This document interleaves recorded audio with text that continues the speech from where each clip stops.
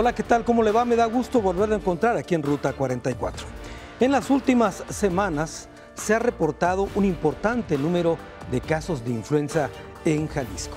Esta situación ha llevado a que la gente recuerde cuando vivimos la pandemia en el 2009 y el 2010.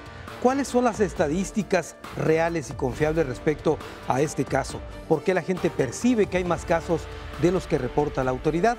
Es el tema que vamos a tocar hoy aquí en Ruta 44.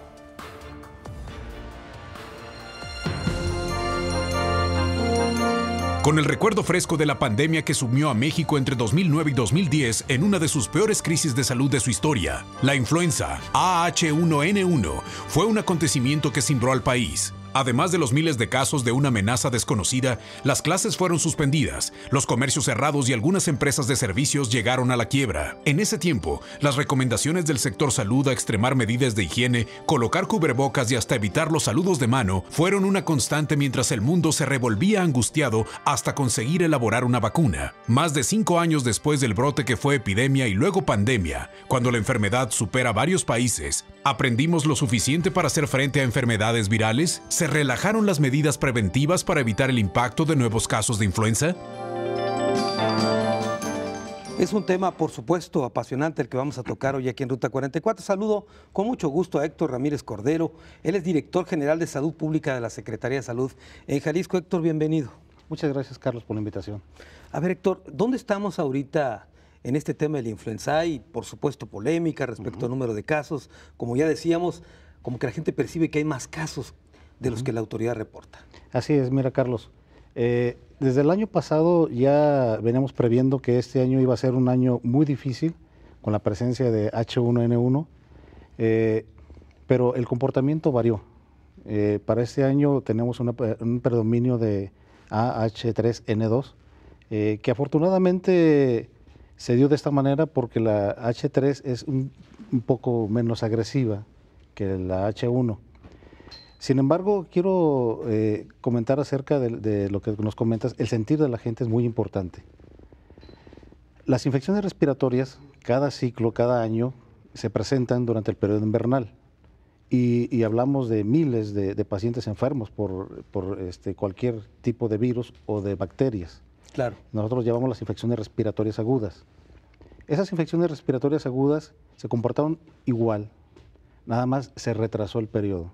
Si recordamos, este año la época de frío llegó después.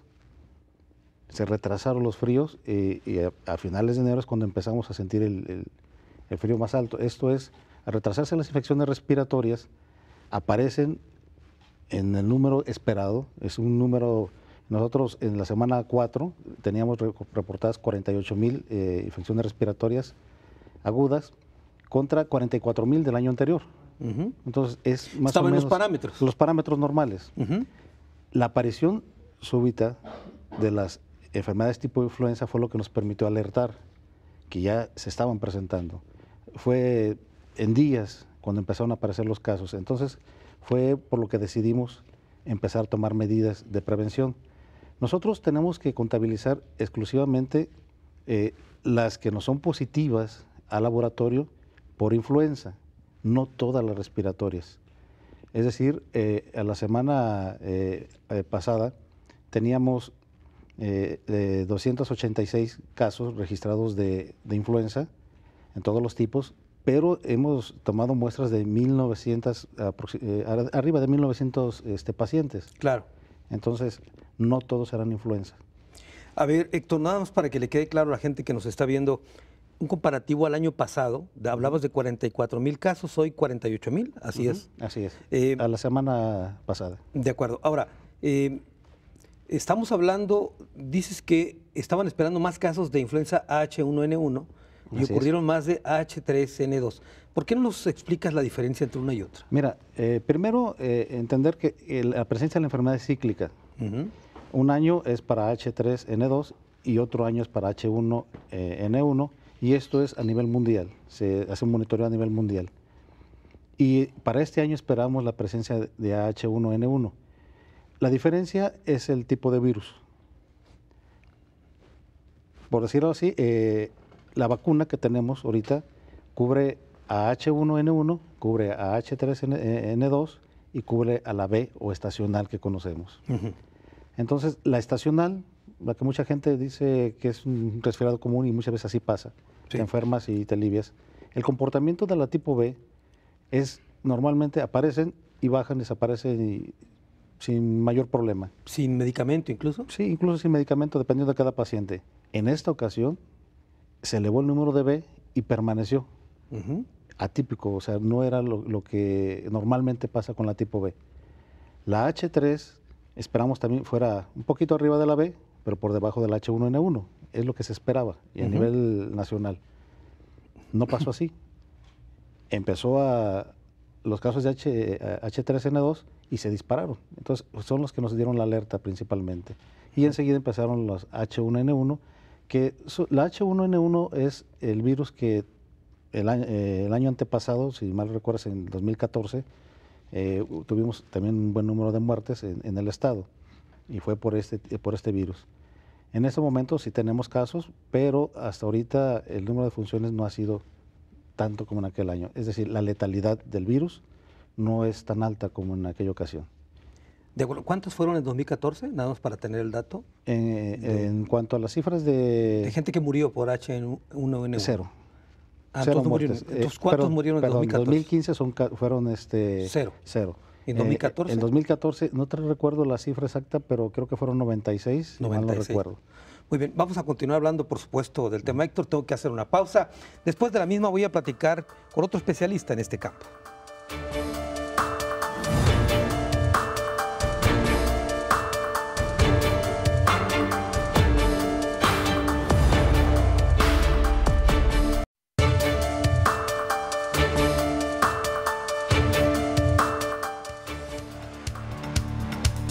La influenza es una enfermedad respiratoria causada por un virus. Los virus de la influenza más comunes son los AH1N1 y AH3N2, y de la influenza B. Aunque en este año sigue habiendo casos de contagio por este virus de la influenza, ya no se le considera epidemia debido a que ya se conoce el virus y se ha inventado una vacuna contra la influenza, la cual puede prevenir muchos casos graves e incluso muertes. A pesar de eso, mucha gente no se ha aplicado la vacuna. Ese es el problema realmente de fondo, que la gente no acude a esta fase preventiva para evitar la influenza. Saludo con mucho gusto a Esteban González Díaz. Él es jefe del Servicio de Epidemiología del Antiguo Hospital Civil de Guadalajara, Fray Antonio Alcalde. Esteban, bienvenido. Gracias, Carlos. A ver, Esteban, hace un momento le preguntaba yo a Héctor por qué esa percepción que la gente tiene de que ve más casos de influenza y los que reporta la autoridad son tan pocos.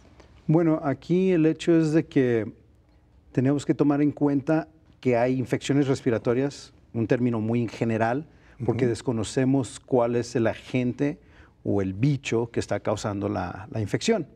Ya por definiciones operacionales, con cuestiones de datos epidemiológicos, cuestiones de características del cuadro clínico, podemos pensar si es una infección de vías respiratorias altas, bajas, si es una infección de vías respiratorias, pero que es tipo influenza, que tiene las características de un cuadro de influenza, o si es una infección de vías respiratorias aguda grave, ¿sí? Todo eso es para clasificar la cantidad de pacientes que están llegando, y se hace un muestreo de los pacientes para tratar de ver cuál es la circulación de los agentes patógenos y darnos una idea. Nunca vamos a saber cuántas son todas las influencias a menos que probemos a todos. Claro. Pero eso es algo que haría colapsar un sistema de salud. ¿Por qué? Porque destinarían recursos a estudiar eso en vez de diagnosticar clínicamente con apoyos laboratoriales no tan costosos y poder tratar a los pacientes. Por eso realmente la cifra se queda dentro de esos términos generales. Lo importante aquí es poder llegar a tratar a los pacientes. Lo otro que confundió mucho este año es lo que mencionaban, el cambio climático desplazó la aparición de las infecciones respiratorias a fechas hasta el 2016. Sí, regularmente era en diciembre cuando se esperaba esto. Normalmente a finales de noviembre, diciembre empezamos a ver los casos, ¿sí? ¿Y qué sucede? Que no los vemos hasta enero. Empiezan a aparecer casos y empiezan a aparecer rápidamente. ¿Por qué? Porque son pacientes que sí tienen una enfermedad tipo influenza, sin conocer cuál de los virus es el que lo está ocasionando, y esto empieza a verse como si, pues es que normalmente no vemos eso en estas épocas del año, ya ahorita ya debíamos de estar bajo control y no habían dicho nada. Realmente falta mucho en cuestión a la educación de la salud de la población para que entiendan por qué sucedió eso. A ver, Esteban, yo te pregunto, ¿qué tanto ha avanzado el sector salud para desarrollar protocolos más ágiles para diagnosticar rápido este tipo de problemas? Pues la situación es que como miembro del Consejo Estatal de Vigilancia Epidemiológica, representando el Hospital Civil Fray Antonio Alcalde, nosotros ya estábamos con el plan invernal, ¿sí?, desde finales del otoño.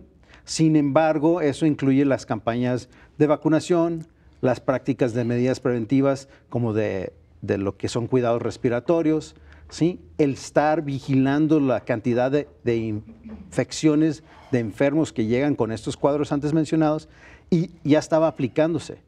Se desfasó por el tiempo, las campañas de vacunación lamentablemente no cubrieron toda la población que realmente es el blanco, se cubrió las poblaciones de riesgo, los grupos de riesgos tradicionales, y estamos viendo que están llegando las personas que no recibieron la vacuna o que no están dentro del grupo y no buscaron la atención, porque la vacuna sí estaba, pero como no son un grupo de riesgo clasificado así, las personas evitan ir a vacunarse. A ver, hace un momento también nos decía el director general de Salud Pública, Héctor Ramírez Cordero, que esperaban cierto número de casos de influenza H1N1, había proyecciones en ese sentido, pero que finalmente fue el H3N2 el que más se presentó, o la llamada influenza B, y luego también se les movió, como tú bien dices, el asunto climático.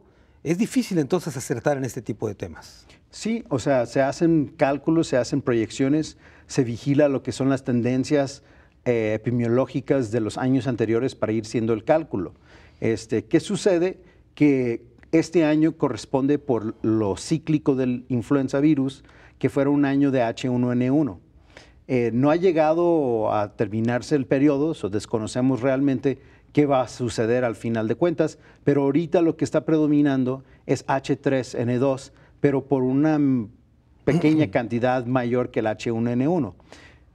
Al tomar en cuenta que los dos son influenza virus A, ¿sí?, está predominando de todos modos la influenza A. Y la influenza B es un cuadro mucho más leve, ¿sí? Son pequeños brotes, se puede decir, por influenza B. Normalmente nunca se ha asociado a ninguna epidemia, pero pues esto nos resta al grupo de H1N1 y eso nos ha ayudado a tener pacientes menos severos. Aunque los otros dos virus pueden descompensar personas con enfermedades de base y estos ponerlos también en condiciones delicadas.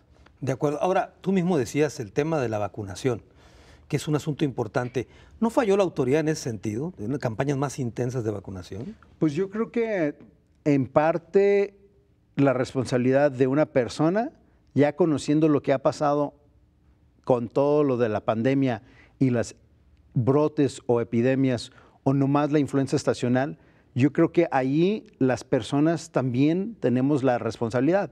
Sí valdría la pena, y lo hemos platicado muchas veces, de reestructurar cuáles son los grupos de riesgo que deben de recibir la vacunación. Sin embargo, hasta que no cambien esos lineamientos de la Secretaría, no vamos a poder obligarlos o invitarlos más enérgicamente, porque realmente la vacunación no es algo que se pueda obligar. Claro, es voluntario el asunto. Muy bien, Esteban. Vamos a continuar, por supuesto, hablando del tema. Tengo que hacer una pausa después de la misma. Platico con otro de nuestros invitados.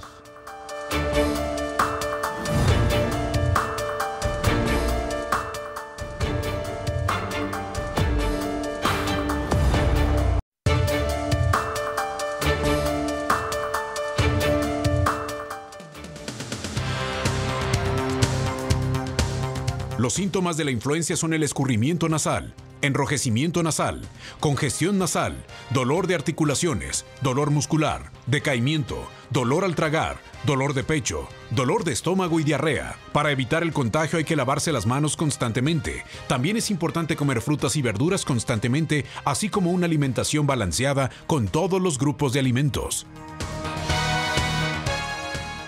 son parte de las recomendaciones que en los últimos años nos han dicho las autoridades y lamentablemente en muchas ocasiones no se han seguido al pie de la letra. Saludo con mucho gusto a América Molina del Villar. Ella es investigadora de la Universidad de Guadalajara y nos va a hablar un poquito de lo que es la historia de este tema de la influenza. América, bienvenida. ¿Qué tal? Muchas gracias por la invitación. A ver, hace un momento hacíamos un recuento breve, histórico, de lo que fue la influenza en México, que se convirtió primero en una epidemia y luego se terminó en una pandemia, que ahora sí que puso al mundo a temblar, ¿no? Ustedes han hecho una investigación al respecto. Sí, bueno, gracias. Yo estoy trabajando ahorita, me invitaron a dar un curso en la Universidad de Guadalajara como investigadora huésped.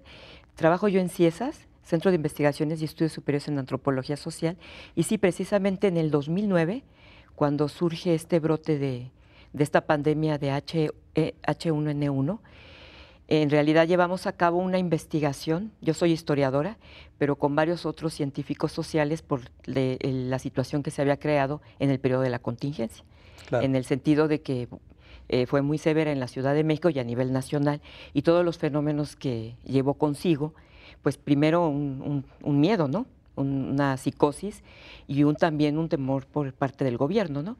Entonces, este fenómeno vivido hace unos años remonta también, pues, al aspecto histórico.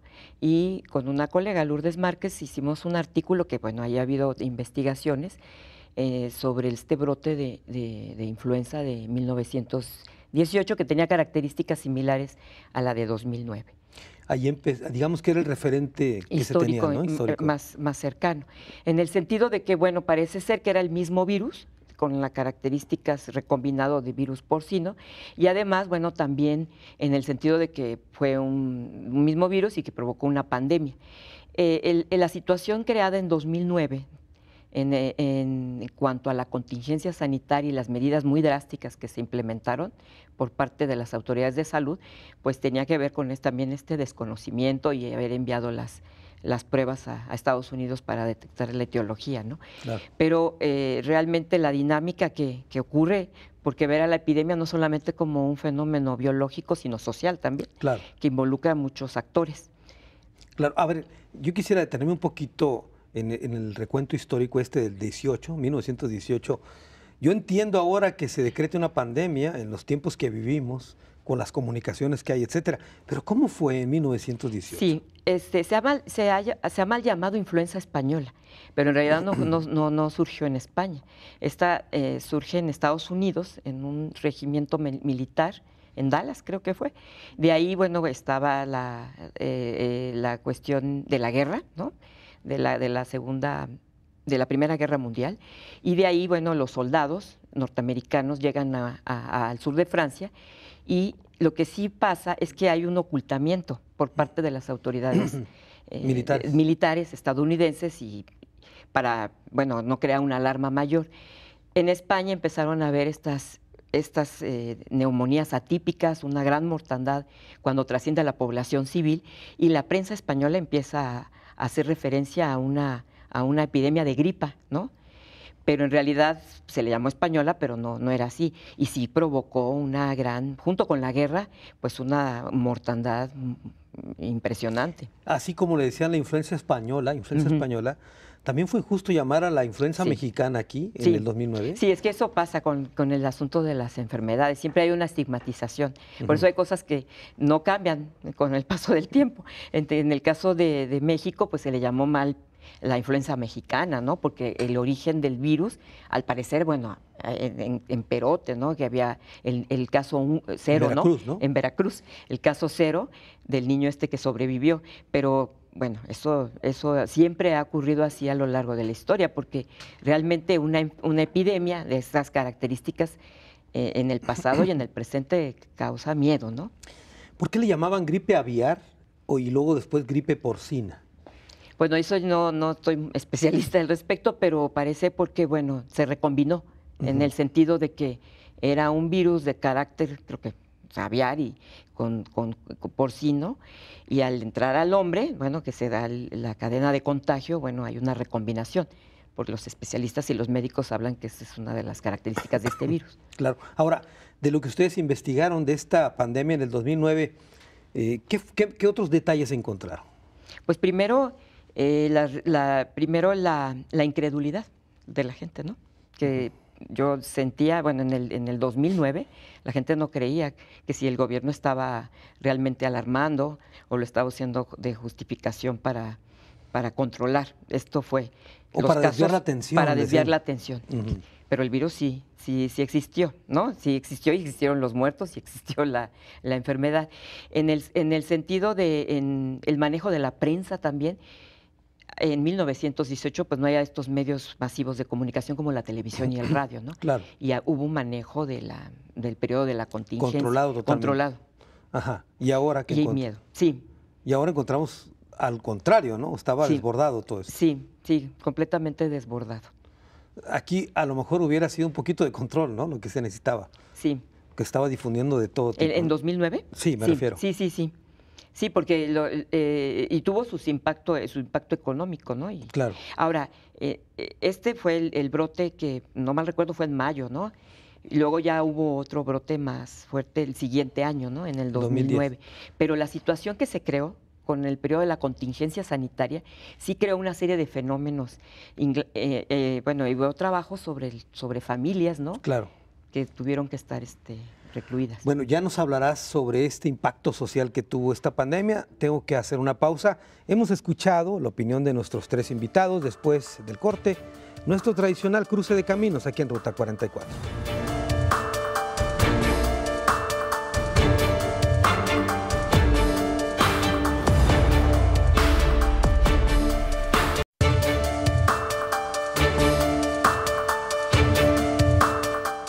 Influenza, la psicosis de la pandemia es el tema que tocamos hoy aquí en Ruta 44. Hemos hecho un esbozo general de este problema. Héctor, quisiera preguntarte respecto, ya hemos hablado pues en términos generales de lo que esperaban y lo que no se dio.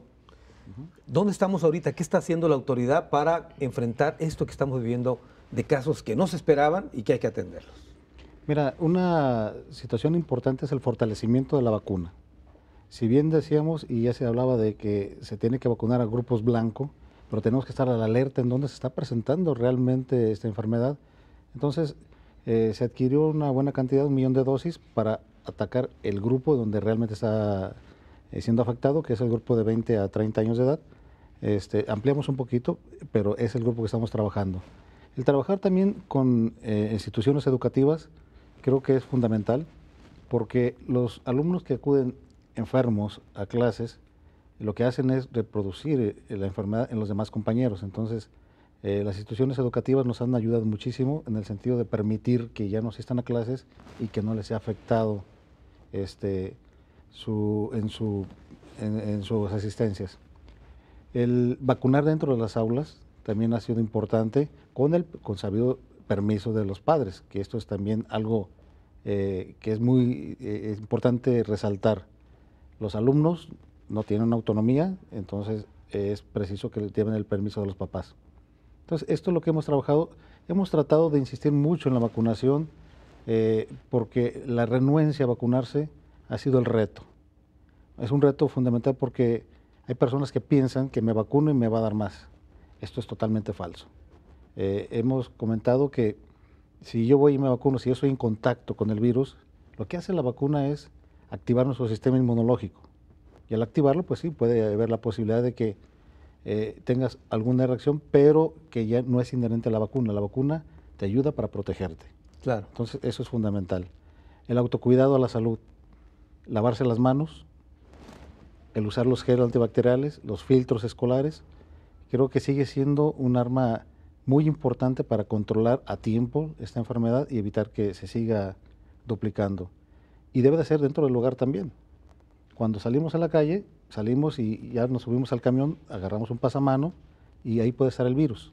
Tenemos que llegar a la casa, lavarnos las manos perfectamente para estar libres del virus y no llevar la infección a la casa. Estos son medidas, digamos, muy generales, pero que ayudan mucho. Sumarlo a la buena alimentación. El tomar abundantes líquidos y consumir frutas, verduras, o sea, hábitos correctos en la alimentación también nos va a ayudar. Comentaban los grupos de riesgos, tenemos a los diabéticos hipertensos, las comorbilidades. esos malos hábitos es lo que llevan a esas enfermedades. Entonces, yo creo que es cuestión nada más de seguir trabajando con la misma población, con la misma comunidad, y como hablaba la historiadora, es cuestión de ver qué pasó antes, cómo se comportaba, cuál era la forma en que la gente vivía, para cambiar nuestros propios hábitos, irnos adecuando a la actualidad y entonces tomar medidas que sean actuales. Claro. Esteban, cuando fue este tema del 2009-2010 con la pandemia, este tipo de recomendaciones fueron frecuentes, lávense las manos, evite esto, etcétera. Yo te preguntaría, ¿no aprendimos la lección? Es decir, ¿nos falta impulsar más esa cultura preventiva? Yo creo que definitivamente nos hace falta mayor educación para la salud. ¿Qué sucede? Que en aquel entonces hubo tanta psicosis que al dar estas recomendaciones las personas las acataban de una forma tan estricta que en la primera fase de 2009-2010, que fue toda la pandemia, la primera fase no vimos embarazadas llegar enfermas.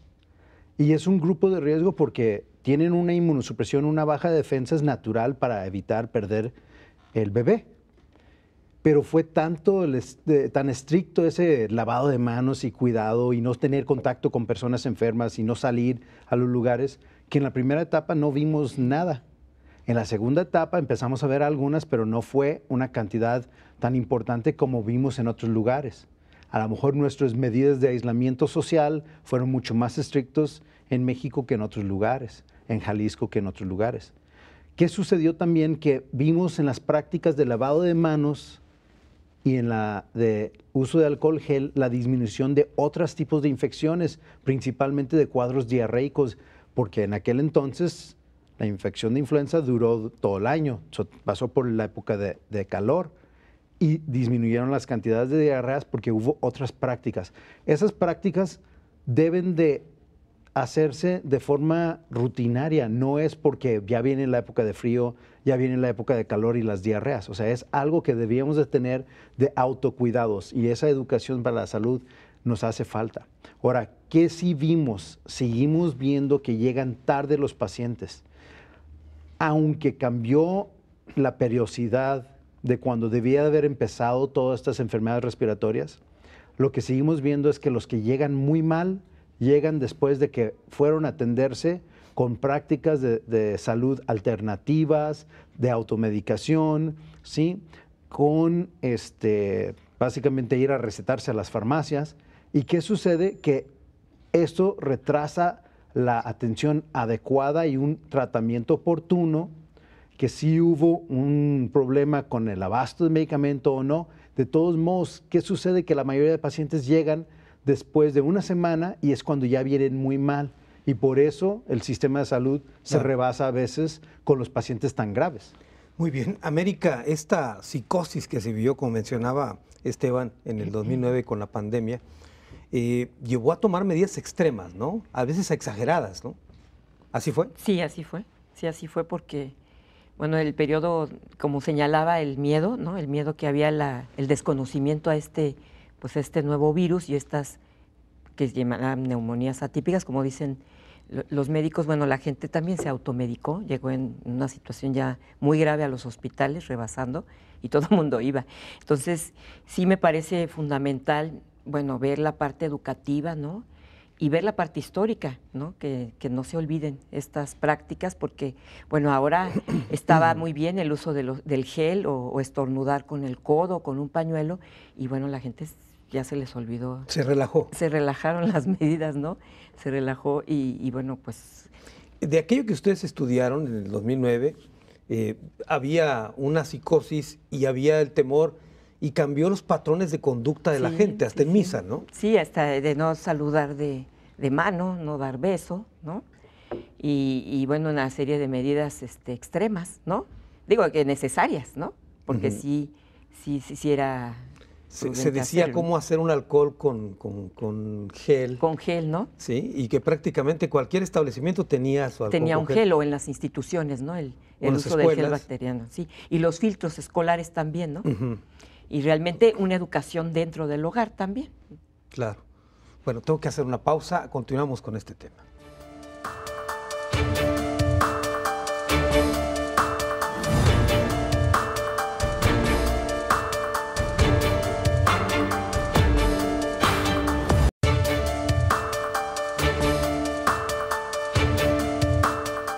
Influenza, la psicosis de la pandemia, el tema que tocamos en esta ocasión en Ruta 44. Héctor, había denuncias de que no se encontraba un medicamento especial para atender este tema de la influenza como es el Tamiflu. Los médicos particulares dicen no hay en las farmacias, hubo una denuncia por ahí incluso de acaparamiento. ¿Qué pasó con esto? Mira, esta fue una situación que también nosotros escuchamos que la gente empezó a quejarse del desabasto de este medicamento en las farmacias particulares. La farmacia particular adquiere el producto y que es a un alto costo. Entonces, de alguna manera yo quisiera pensar que es comprensible que tengan poco número de tratamientos por lo que les puede representar en caso de que no hubiera casos. En el sector salud nunca tuvimos desabasto. Siempre tuvimos las dosis que esperábamos porque nosotros esperábamos que iba a haber este patrón de comportamiento.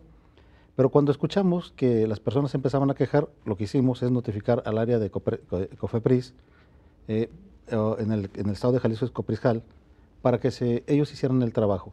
Ellos visitan las farmacias y en base al libro empiezan a revisar la existencia de medicamentos y entonces es el seguimiento para ver qué está pasando. Es totalmente ilegal el ocultar el medicamento porque pone en riesgo la vida de las personas. Lo que sí es cerramos filas con los hospitales civiles, con las demás instituciones para tratar de tenerlos abastecidos en cuanto al medicamento. Se tomó una reunión a nivel nacional en el caso del doctor Pablo Curi, que también él salió a medios y también él nos garantizaba el abasto de este medicamento. Hasta el momento tenemos el apoyo de la Federación. En el caso del Estado también se ha buscado el medicamento alternativo como un soporte para cubrir lo que es los Etalmivir. Entonces, en el Estado de Jalisco, creo que en el sector público no tenemos desabasto.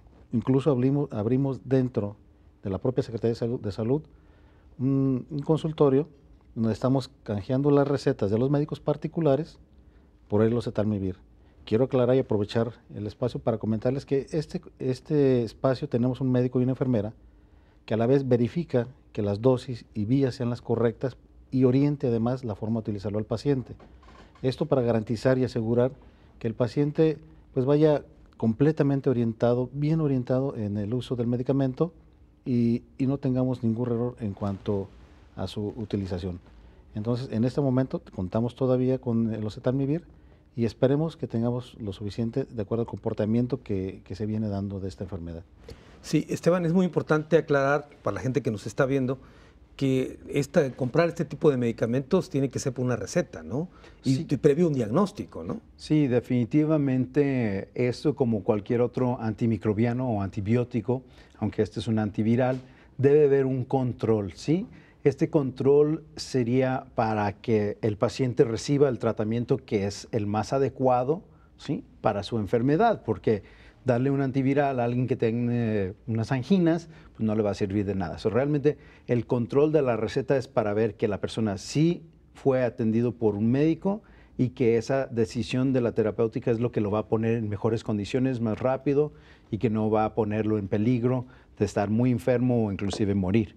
Lo otro es un control para que el medicamento se esté utilizando en las personas que realmente lo necesiten y no nomás estar vendiéndolo, ¿sí?, para que todo el mundo lo tenga en su botiquín. ¿Por qué? Porque el problema es de que es un medicamento que ayuda a inhibir la liberación de más virus para así la cantidad de defensas llegue a tener la mayoría y pueda vencer el virus y así la persona no continúe enfermo. Si ese medicamento lo tiene resguardado alguien nomás para tenerlo en su botiquín, pues todos los otros pacientes van a seguir continuando con su enfermedad y el problema aquí es de que al estar produciendo tanto virus, tanta respuesta inflamatoria es la que causa toda esa sintomatología y puede poner a la persona en mayor riesgo. Claro. Ahora, también es muy importante lo que yo te preguntaba, que tiene que haber un diagnóstico. Es decir, la gente supone que tiene influenza, pero el que tiene que determinarlo es la autoridad. En este caso, ¿qué protocolos hay para definir cuándo es? Porque luego se ha dado polémica el número de casos que hay realmente. Pues bueno, a todos los pacientes se les hace un protocolo de lo que es la vigilancia epidemiológica. Es una valoración clínica epidemiológica, ¿sí? Se toman en cuenta los signos y síntomas de la persona y si reúne lo que es un puntaje médico, se puede decir, ya se determina si realmente necesita un apoyo con algunos otros exámenes como una radiografía de pulmón o como un examen para ver cómo están los glóbulos blancos en la sangre, ¿sí? No todos los pacientes necesitan una prueba rápida ni una PCR para saber... ¿Qué es PCR? PCR es una reacción en cadena de polimerasa que lo que hacen es van y buscan el material genético para identificar qué tipo de virus es. ¿Sí? Y son pruebas muy sofisticadas que se necesitan para determinar cuáles son los virus en esa persona, pero más bien qué es lo que está circulando. Si podemos hacer con la definición clínico-epidemiológica y exámenes muy básicos un buen diagnóstico clínico y ofrecer un tratamiento y que la persona se cure, no tenemos que gastar mucho más en hacer todo lo demás. Sí se debe hacer un control en un muestreo para saber qué es lo que está circulando. Claro. Muy bien. América, hoy escuchamos que hay vacuna, que hay un producto, Tamiflu, ¿y cómo se llama el otro? Zanamivir. Otro producto más para atender este problema de la influenza. En el 2009, cuando fue la pandemia, ese fue parte, digamos, de la crisis que había, ¿no? Porque no sabía cómo atender este problema. Sí, bueno, lo que yo recuerdo es que había que hacer el diagnóstico de laboratorio, ¿no? Y las pruebas no se hicieron muchas en México, creo tengo entendido que se llevaron en Estados Unidos. Y eso retrasó también. Y bueno, la idea también de que la gente no acude al médico de manera inmediata, y como es una gripa que pues se puede confundir, ¿no? Pues la gente se automedica en su casa y ya cuando llegaron. Pero creo que este era un factor importante a considerar, ¿no? Que había que tener el diagnóstico por laboratorio. Claro. En aquel momento, ¿no? ¿Encontraron ustedes, me decías, que hicieron estudios sociales en las familias y todo? ¿Qué encontraron ahí? Bueno, fue una situación muy interesante de una colega especialista antropóloga, Margarita Estrada. Ella hace terapia también familiar, que al interior de las familias, como ocurrió en este periodo de enclaustramiento forzoso, pues se crearon conflictos, ¿no? Conflictos familiares, porque bueno, pues estaban todos, se veían las 24 horas del día. Más bien, no todos, no enfermos, pero sí generó una serie de conflictos de que pues había cambiado la dinámica. Es que el problema es que cambió toda la dinámica de la vida cotidiana de las personas y eso generó conflictos al interior de familias o cuestiones que no habían surgido, pero este enclaustramiento forzoso pues proliferaron, ¿no? Incluso hasta divorcios, creo. Divorcios también. Llegó a casos de hacinamiento prácticamente, sí, ¿no? Sí. De que la gente vivía ahí. Dependiendo, ¿no? Las características de los hogares, ¿no? También hubo comercios que cerraron. Sí, y hubo cosas muy interesantes, ¿no? Por ejemplo, se hizo una gran procesión en la Ciudad de México y se sacó el Cristo de la Salud. Y bueno, en la procesión hay fotos, creo que salió en el periódico Reforma o Milenio, que iba a la procesión con cubreboca, ¿no? No era el mejor medio para estar en una procesión religiosa en medio de un periodo de contingencia y donde el cubreboca pues también podía ser limitado, ¿no? No, y aparte, bueno, tampoco había mucha fe, ¿no? Porque si llevabas ahí el Cristo de la Salud... Sí, el Cristo de la Salud. Pues no debías llevar que no había vuelto a salir desde una epidemia de cólera, en mediados del siglo XIX. O sea, sí existía ya ese Cristo. Sí, ese porque siempre, bueno, en momentos de epidemias y todo, bueno, salían diferentes divinidades en las procesiones, ¿no? Este Cristo no había vuelto a mediados, creo que de 1849-50, que fue el otro brote de pandemia de cólera en la Ciudad de México y se hizo la procesión. Entonces sí hay imágenes de llevando el Cristo de la Salud y la gente con cubreboca. De acuerdo. Y esa pandemia, aparte de las personas que murieron, las enfermedades, etcétera, me llama la atención lo que dices, provocó problemas familiares. Problemas al interior, sí. Y divorcios también. Bueno, sí, pero conflictos sí. Sí, con la relación, digamos, con los familiares, ¿no? Por el encierro, ¿sí? Claro. Muy bien. Antes de ir a la pausa, quisiera preguntarte, Héctor, el tema, la polémica que ha habido por los casos de personas que han fallecido. La autoridad estatal dice una cifra, la autoridad federal dice otra. Hay datos que dicen que Jalisco es el primer lugar a nivel nacional en qué número de casos de influenza, etcétera. Mira, la información que sale de la Dirección General de Epidemiología es información que se alimenta del Instituto Mexicano del Seguro Social y de la propia Secretaría de Salud, en donde están los hospitales civiles, Hospital Soquipan. Hay dos plataformas.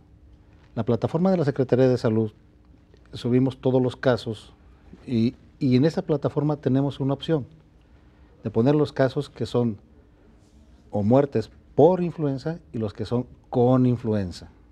Esta plataforma sí nos permite diferenciar, porque los clínicos sabemos que no es lo mismo que mueras por la influenza a que mueras con influenza. Con influenza, sí. Es decir, tú puedes llegar por una apendicitis perforada, un problema diferente. Una peritonitis, etcétera. Una peritonitis y tener además influenza, pero tu muerte va a ser provocada por la peritonitis.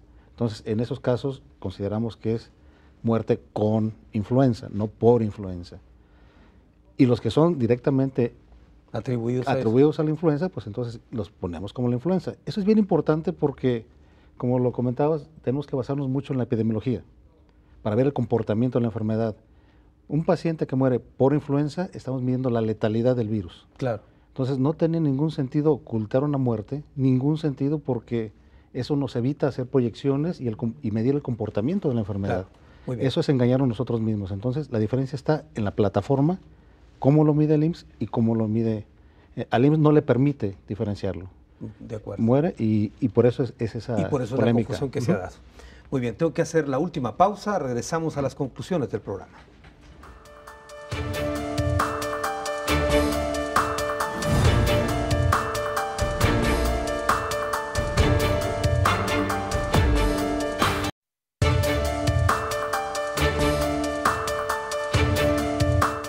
Influenza, la psicosis de la pandemia es el tema que tocamos en esta ocasión en Ruta 44. Estamos llegando a la parte final y vamos a las conclusiones. Comienzo contigo, América. Bueno, yo creo que la mejor conclusión es, o lo que mejor que se puede recomendar es la parte social histórica, ¿no? Porque, bueno, los virus forman parte nuestro, ¿no? Mientras somos seres vivos, y aprender de las reacciones del pasado. Creo que es lo mejor que puedo opinar yo, y bueno, y ahorita estamos viendo este tema otra vez surgir, ¿no? De acuerdo, muy bien. Esteban González, tus conclusiones. Yo creo que lo que estamos viviendo es un periodo de enfermedades respiratorias donde influenza es el probable agente más culpable de los casos que estamos viendo. Sin embargo, es parte de lo que es el periodo invernal.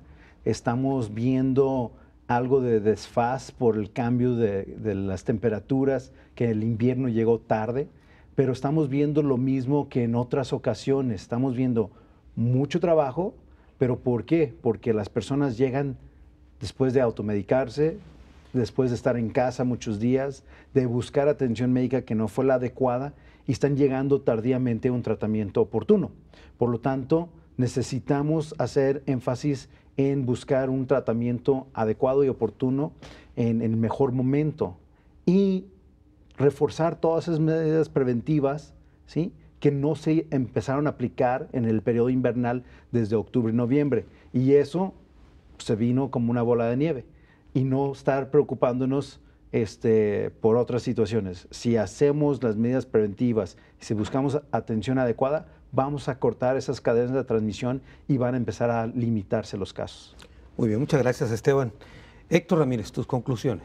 Sí, yo creo que es muy importante lo que comentaba nuestra historiadora, lo que respecta al autocuidado, lo que es el individuo por sí mismo.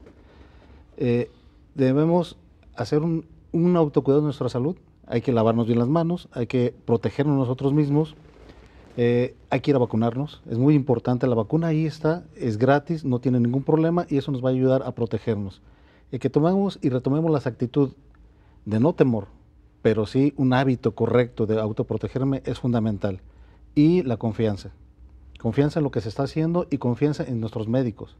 Ahorita tenemos que tomar en cuenta que tenemos diferentes tipos de virus y bacterias circulando que nos van a dar infecciones respiratorias.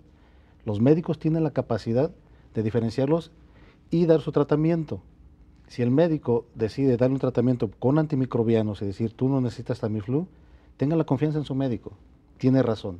Hay muchas infecciones que son diferentes al virus de la influenza, que el médico tiene esa capacidad, como ya lo comentaba el doctor Esteban, para hacer la diferencia. Entonces, confíen en su médico y no nos llenemos de Tamiflu porque podemos correr el riesgo de hacernos resistentes a este tratamiento, que no tiene ningún sentido hacerlo de manera irresponsable. Lo más importante entonces es la prevención. La prevención es fundamental, es fundamental. Tenemos la vacuna, hay que vacunarnos, hay que lavarnos las manos constantemente, hay que tomar las medidas. Si yo estoy enfermo, tengo que cuidar a mi familia, tengo que cuidar a mi vecino, tengo que cuidar a mi compañero. No, si yo estoy enfermo, no tengo por qué salir a trabajar y estar en contacto con mi compañero, porque sé, es lo más seguro que lo voy a enfermar. Entonces tengo que cuidarlo, porque lo mismo va a pasar en mi hogar. Y esas son las cadenas de transmisión que tenemos que cortar. Y está básicamente en las manos de cada uno de nosotros, no en las autoridades, no en nadie más que en cada uno de nosotros. Rompiendo esta cadena de transmisión, creo que podemos ser efectivos en el control de la enfermedad. Muy bien, Héctor, muchas gracias. No, al contrario. Esteban, muchas gracias. Gracias. América, Muchas gracias.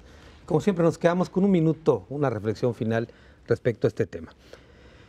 La época que vivimos, la pandemia, fue un momento realmente difícil para México a nivel internacional y, por supuesto, localmente. Pero me parece, opinión muy personal, que no aprendimos la lección. Y la lección era prevención. Me parece que se han relajado las medidas de higiene, y lo digo desde el hogar hasta los centros de trabajo, los comercios, las escuelas, etcétera, que ya habíamos aprendido precisamente a hacer este tipo de labor preventiva. Se ha relajado eso, se ha relajado también, y lo tengo que decir, de alguna manera las campañas preventivas de parte de la autoridad para realizar este tipo de labor, invitar e impulsar una cultura, como decía Esteban, de una mejor medicina preventiva. Eso es lo importante y lo que no hemos avanzado. Que hoy el gobierno de Jalisco nos diga que tiene 1 millón de vacunas listos para atender la influenza, lo mejor hubiera sido que ese 1 millón de vacunas hubieran sido utilizadas ya para evitar lo que estamos viviendo en este momento. Hasta la próxima.